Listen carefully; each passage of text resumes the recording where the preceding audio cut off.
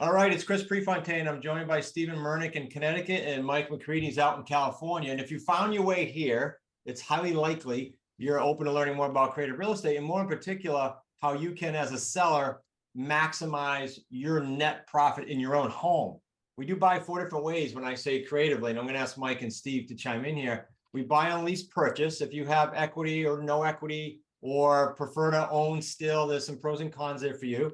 We buy owner financing, especially profitable for you as a seller. If you're free and clear, you have no mortgage.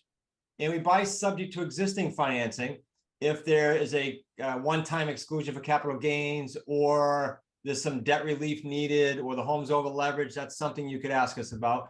But what we want to talk about today is what we call a signing out.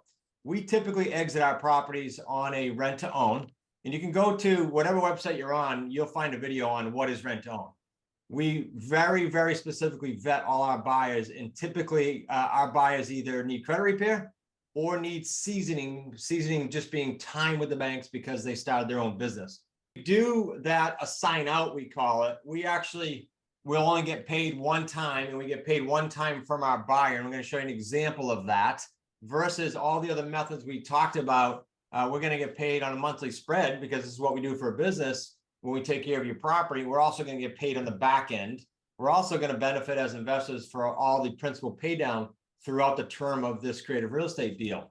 But on the assign out option, you as the seller make the most money. We go out and get the same buyer.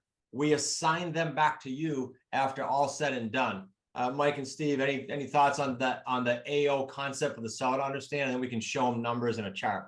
It's a great option for sellers, right? Those who basically don't mind staying in the middle, right, are okay with collecting a payment every month, right? Kind of stay on top of it, managing it. There's not too much work like a traditional landlord would take on, but it definitely is the most profitable way for them to sell their property if they have a little bit of time on their side and they're willing to put in a little time managing the property and keeping up with the tenant buyer. Steve, you want to address that actually? Because that's a big issue for landlords to know. If they're going to have landlords, they're going to be landlords looking at this.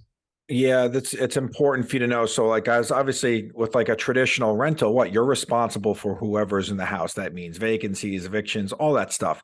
What's nice about the assign out is that you have the benefits of landlord of just collecting a check, but you're not responsible for upkeep, unforeseen costs, anything that comes up. The reason why I say this is the buyers that we put in this house, key for you to know, buyers, not renters, they're responsible as if they already bought it from the bank. They're responsible for upkeep, taking care of the house, treating it like their own. So you get the benefits of the cash flow, but not having to worry about headaches. Yeah, and let's address reality for the seller, guys.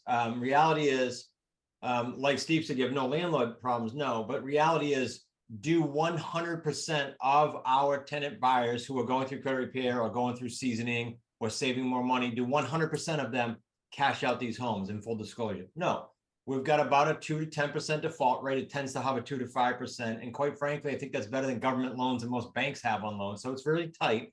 We do a very, very specific vetting process with our buyers, and they do not get into a home until such time that we know all the ducks are lined up. And it's important for you to know in the assign out option, because you're involved with us, especially at the beginning, you get final look at that. We're going to tell you from doing thousands of these what we think is the best buyer, and it's ultimately your decision because you're going to be dealing with them. But know that it's only a 2 to 5% default rate. And by the way, Mike and Steve, let's address for the seller, natural question.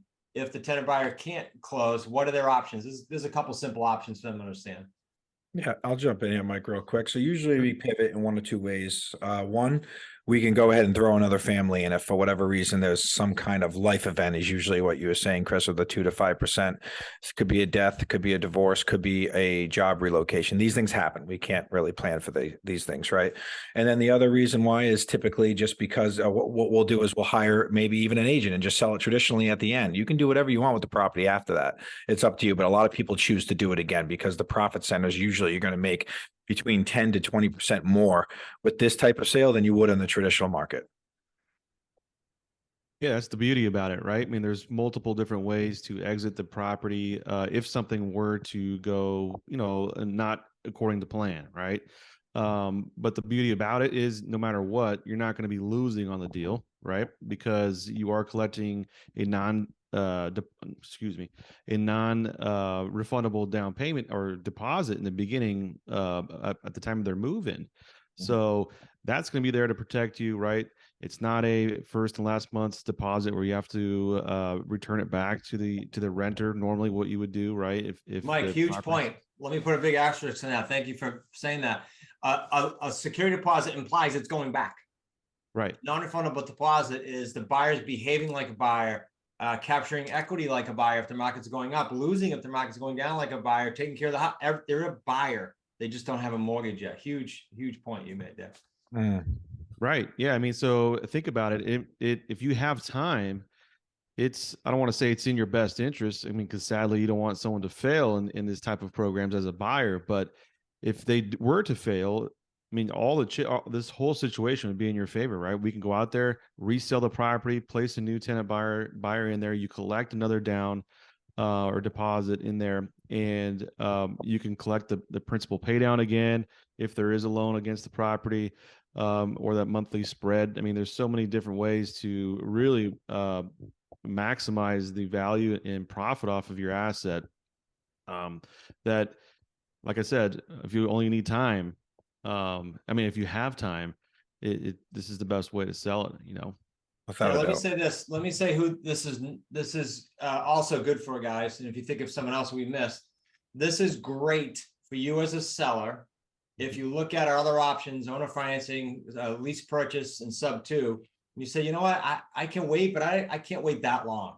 And I don't mind dealing with what you guys are talking about, because when we present to you a buyer, we can literally look for a buyer that fits your criteria. It won't be less than a year. I don't want to set a false expectations, but with the AO deal, can it be in the 12 to 24 range? Yes, it very likely will be, as long as that's what we look for and present to you. So that's important too. You're looking for a lower time frame. You don't need your money immediately, or there's other headaches. Your monthly payment's too big for us to stay in the deal. There's all kinds of other ways that this works, but I want to bring that one up. I think, guys, unless you had something else, let's show the seller some numbers here. If that makes sense. Okay.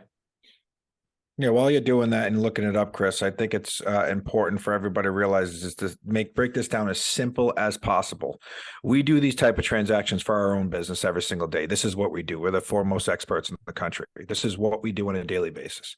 What you should know is all we're doing here is we're facilitating a lease to own that we would do for ourselves. We're wrapping it up in a bow and we're presenting it to you so that you can have a rock solid investment for a short-term cash out. So it's just like Mike said earlier, this is without a doubt the most profitable way you can exit a property. All right. So you've got a property, and Steve and I and Mike could put this up here 10 different ways. I'm just going to give you one example as a potential seller. You're an expired listing. That's what EXP means. And you were on for 300,000. Expired listings are a big part of what we do because the market is turning, again, a little bit more challenging.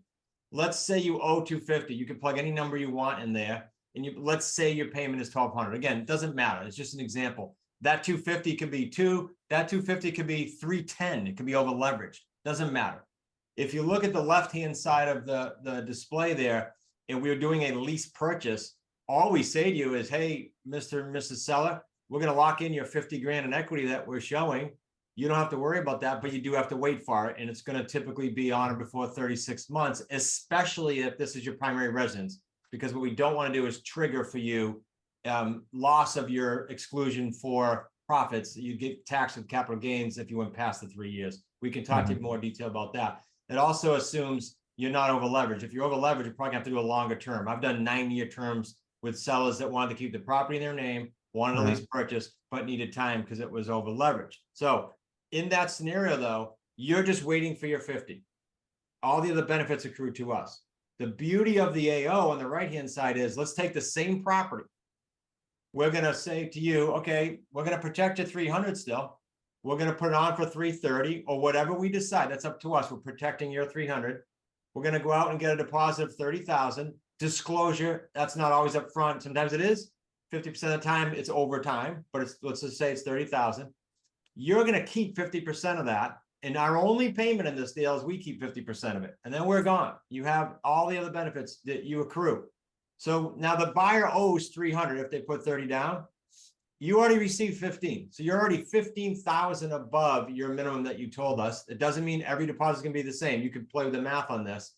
And you get to keep the monthly spread because we're going to go out at about 15 or 1,800. And you get all the principal benefit throughout the term of this. And of course, if it's an investment property for you or you're a landlord, you still depreciate it. So those are my thoughts, guys. What do you have to share for the seller? Yeah, I was just going to quickly say, I know you said it, but I want to just make